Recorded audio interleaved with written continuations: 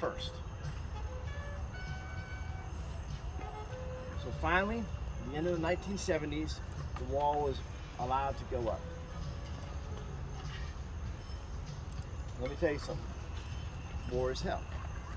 How many of you here are 18? Any of you guys 18? Okay? 18. The ladies. Any guys? Well, you know what? I think they just made it that you ladies can be drafted, right? Where you have to, right? Wasn't there recently passed that now ladies can be drafted? During Vietnam, World War I, World War II, and the Korean War, we sent volunteers. People volunteered for the military. We're the best volunteer military in the world. Vietnam, we couldn't get people to volunteer, so we drafted them. So think of all the 18-year-olds you know right now in your two towns. And let's imagine 25% of them being shipped off to go fight in the Marines or the Air Force or Navy or the Army. If they didn't pick, the government would. So some of those guys went ahead and joined so they would have a choice in the matter. Most of the guys that went to Vietnam didn't have a choice in the matter. They were drafted. At 18, they left. They went through basic training, made some new friends, and went over to Vietnam. If they made it back, they probably saw some of their friends get killed. Some of their friends came back with missing limbs, or maybe they came back with a missing limb. One thing's for sure, none of them came back the same. None of them came back the same. War is hell. War is hell. Now, I know a lot about the Vietnam War. No, I'm not that old. But I was trained by all Special Forces guys that were veterans of Vietnam. They'd given up the best years of their life to fight a war in a place they didn't even know existed. Some of them had good friends that never came back. This wall is helping them to heal. When Levi and I are here on Memorial Day weekend, there's tens of thousands of bikers, more bikers here than the Sturdies on Memorial Day weekend. And they line this wall. And if I were to bring a group just like you, and I have, they make way. You just hear a whisper through the group. Make room for the students, make room for the students.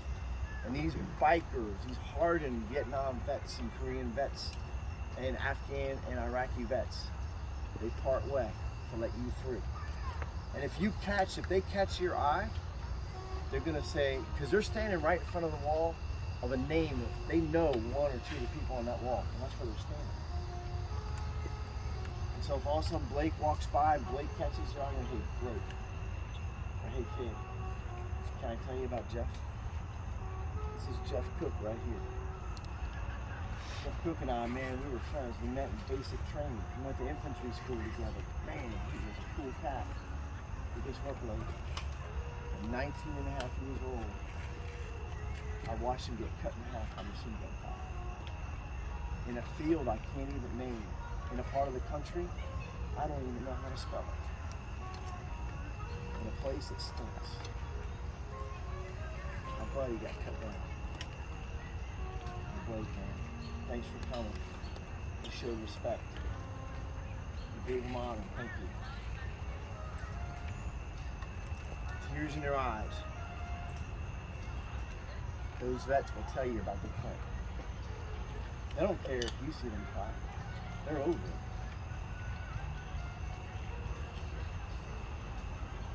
So when you're walking through this wall, past this wall, look at your own reflection. That's what they want you to see. They don't want you to see them. They're dead. But they died hoping that their death would not be in vain and that maybe we would continue to be a free country. Freedom is never guaranteed unless people are willing to fight for it. They were willing to fight for it, even though many of them were drafted. They still went and they fought. They fought right next to the other guys that they were trained with, and they fought for each other. And when they came home to parades, right? No, that's right. Just imagine you guys are coming home on a tour of hell. You're in your uniform, because that's how the Army or the Navy or the Marines or the Air Force wants you to come back.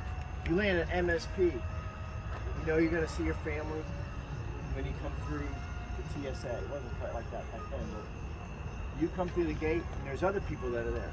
And they're not holding up signs that say welcome home. They're holding up signs that curse you.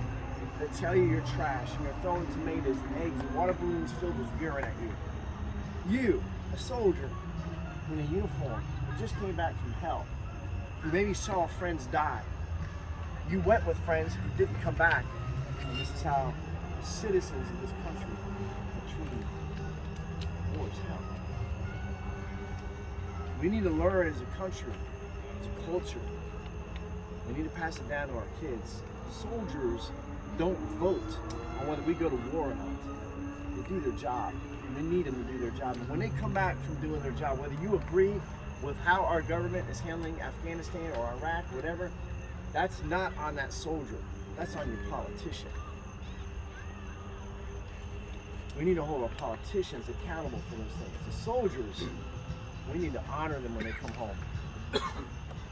We need to help hold up their families when they're away. And when we put up a memorial for them, and you have an opportunity to be in that city, you need to respect it. Go visit it.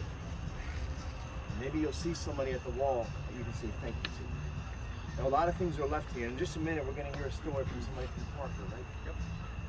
There are things left here every day. There's now 9 or 10 warehouses filled with things. But let me tell you the story about one guy. He was Special Forces